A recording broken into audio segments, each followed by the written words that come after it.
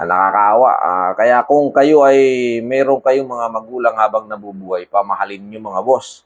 Dahil ang magulang ay hindi yan dapat ikinukulong, dapat minamahal, inaaruga, inaalagaan, pinapakain. Hindi dapat yung ikinukulong. Mga walang hiya kayo. Pagkatapos nyong mapalaki at isinilang sa mundong ito, tapos ang gagawin nyo ay ikukulong nyo lamang ang inyong mga magulang. Good morning mga boss. Kagigising ko lang, no. Pag-scroll ko sa Facebook, napanood ko itong video nito ni ate. Okay. Pangalan nito si Ate Lisa Bartido. Meron siyang upload dito, humingi siya ng tulong kay si Raffy Tulfo kasi yung tatay nila ay ikinulong na parang hayop. Mayroon pa namang sakit. Tapos hanggat sa namatay daw yung tatay nila. Yan. Condolence po Ate Lisa Bartido. Yan. Ano ang gagawin? Tulungan po niyo ko, sir. Humingi siya ng tulong kay si Raffy Tulfo. Ito yung kanyang caption, ang kanyang sinabi kay Sir Tulfo. So, mga boss, nung pinapanood ko yung video na ito, medyo hindi ako natutuwa dito, no? Ipinanganak tayo bilang isang tao. Simula't maliit tayo, inalagaan tayo ng ating mga magulang. Tapos, makikita nyo sa video ito, ay ikinulong yung tatay nila nang hindi natin malaman kung ano ang rason o anong dahilan. Pero hindi tama mga boss na ikulong mo yung isang magulang mo sa isang hawla. Okay, sa isang kulungan na may bakal na nakarihas. Panoorin natin yung video mga busing kung ano ba talaga ang damdamin ng isang anak para ikulong ang isang magulang o isang tatay o isang nanay niya sa loob ng kulungan ng mayroong nakalagay na mga rihas ng bakal. 'Di ba? Kagigising ko lang, medyo hindi ko nakwento agad-agad, kaya ginawan ko ito ng reaction video, gagawan ko ito ng kung ano yung magiging natin dito sa nangyaring ito.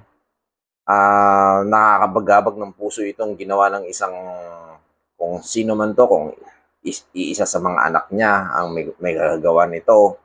Kung walang kakakayahan na ipagamot ang inyong tatay, abay, humingi kayo ng tulong sa pinakamalapit ninyong munisipyo.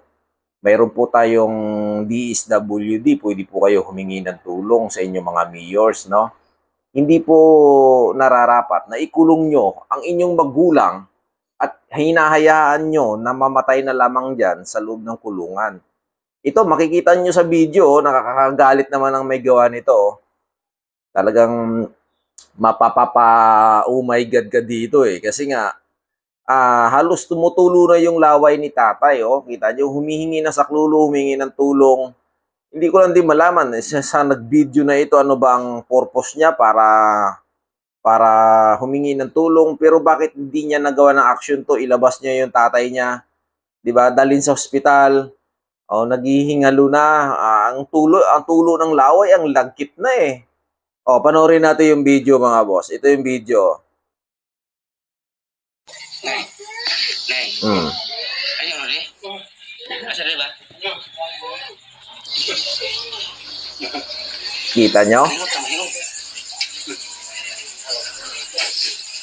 Oo naman kung nasa may pailo na nagtambay.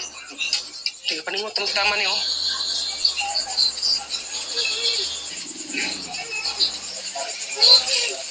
Umawak na si tatay sa bakal, sa rihas, Initan na siya.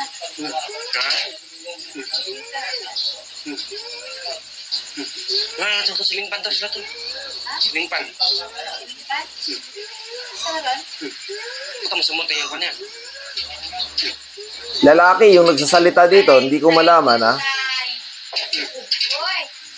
Pero nakakaawa ang kalagayan ni tatay. Ito silingpan na. Kung ako ang anak nito, pag nakita ko na ganito ang ginawa sa tatay ko, ay ilalabas ko ito sa kulungan.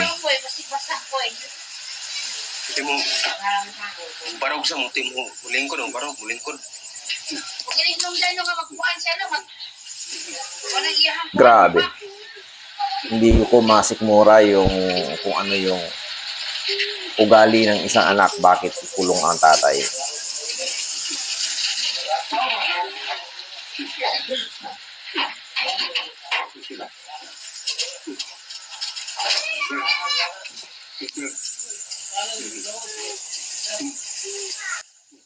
So sana matulungan si tatay, no? O kung may puso na kuan, ay ano pa man, ay huli na ang lahat. Ayon dun sa nag-post, courtesy tayo dito kay Ate Lisa, yung babae yata nitong anak, hindi ko alam, no? Ay namatay na daw yung kanyang tatay.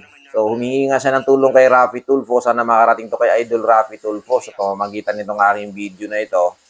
Ay sana makarating, itag po natin to sa makapagpapanood nito. Please, paki-share po para po managot yung sinong may gawa nito na ikinulong yung kanyang sariling tatay, no? So, may kaso ito mga boss, may kaso ito. Kapag ito'y napatunayan at nakarating kay si Raffy Tulfo, posibleng makasuhan ang sinong may gawa nito o mapaanak man yan, dapat managot siya. Okay, dahil mayroong nagrereklamo, isa sa kapatid niya nagrereklamo.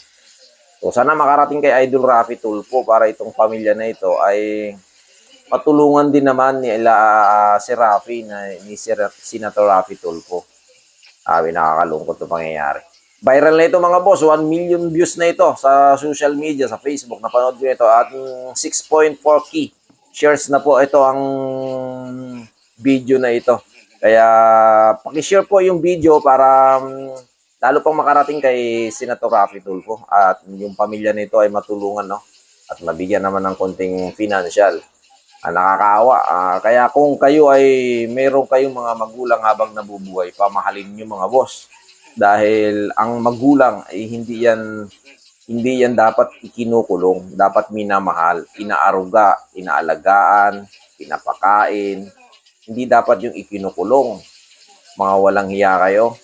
Pagkatapos nyong mapalaki at isinilang sa mundong ito, tapos ang gagawin nyo ay ikukulong nyo lamang ang inyong mga magulang, hindi tama yan. Wala kayo sa katinuan na pag-iisip kapag ganyan. Huwag nyong gawing hayop ang inyong magulang na parang aso na ikukulong nyo dyan sa hawla, sa kulungan. Yung iba ay tinatalian pa.